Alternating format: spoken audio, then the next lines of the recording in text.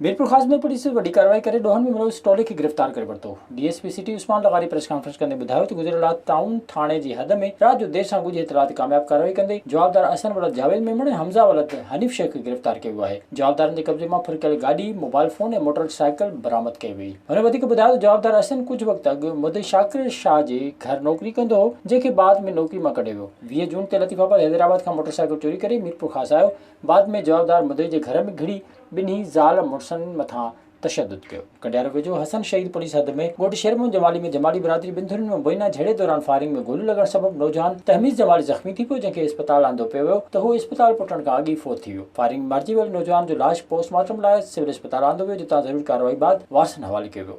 आख़िरी इतलान मूजिबि वाक़े जो केस दाख़िल नाहे थी सघियो। क़त्ल वारे मामले खां पोइ ॿिन्ही धुरनि हिक ॿिए ख़िलाफ़ मोर्चा संभाले वरिता आहिनि। विज़िट कयो अवामी आवाज़ मीडिया ग्रुप जी वेबसाइट awamiawaz.pk।